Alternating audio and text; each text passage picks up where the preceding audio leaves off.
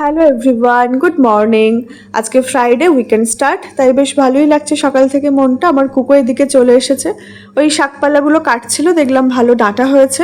আমি বলেছিলাম যে আজকে ডিমের ঝোল রান্না করব, তো তুমি লম্বা লম্বা করে আলু কেটে রাখবে। ও কি বুঝেছে কি জানি, এরকম ছোট ছোট করে আলু কেটেছে। এবার আমি এইটুকুটুকু আলু দিয়ে কি করে ডিমের ঝোল রান্না করব। তারপরে যাই হোক, ভাবলাম যে ঠিক আছে, কিছু দিয়ে তো ম্যানেজ করতে হবে, তাই ওই ডাঁটাগুলো দিয়েই ডিমের কিছু একটা বানিয়েছি। এদিকে ওর বাবাও চলে এসেছে, তো আমরা একটু নিচে গেলাম। নিচে গিয়ে বিকেলে একটু হাঁটাহাঁটি করেছি। আর এইখানে যেই ফুলটা, এত সুন্দর এই ফুল, আমি প্রায় দেখি।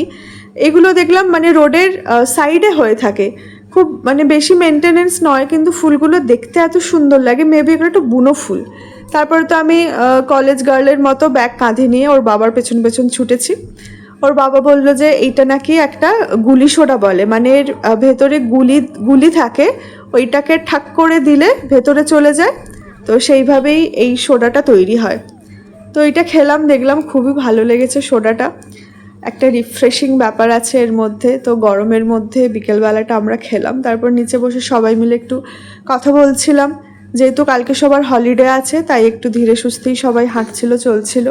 আমার হাজব্যান্ডের নেক্সট উইকেই সামার ভ্যাকেশন পড়ে যাচ্ছে, তো আমরা সেই নিয়ে কথা বলছিলাম, কার কবে টিকিটস হয়েছে, কারা কবে বেরোবে।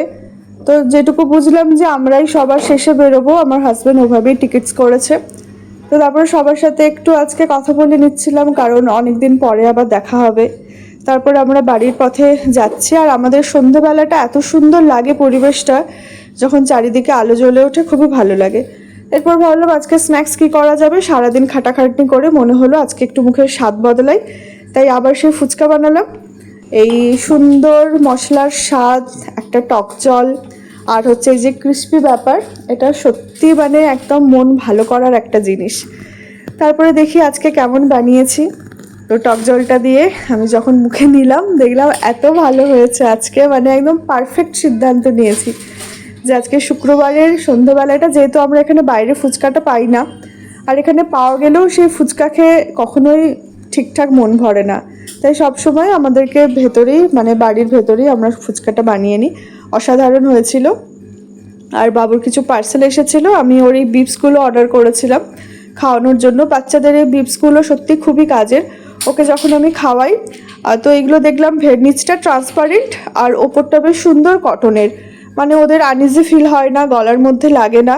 এটা কোয়ালিটিটা ভীষণই ভালো ছিল, একদম সফট মতো। এইরকম দেখলাম টোটাল 5টা দিয়েছে, খুবই ভালো ছিল এই বিপসগুলো। তারপরেও যেহেতু এখন একটু হাঁটাহাঁটি শুরু করেছে, আমি একটা শুজ অর্ডার করেছিলাম, দেখি কেমন কোয়ালিটিটা এসেছে। প্যাকেজিং দেখে তো ভালোই লাগলো, মনে হচ্ছিল বেশ ভালোই হবে। তারপর হ্যাঁ, বের করে দেখলাম যে জুতোটার ফিনিশিংও খুব ভালো ছিল, সফট ছিল, মানে বাচ্চাদের পায়েটায় লাগবে না।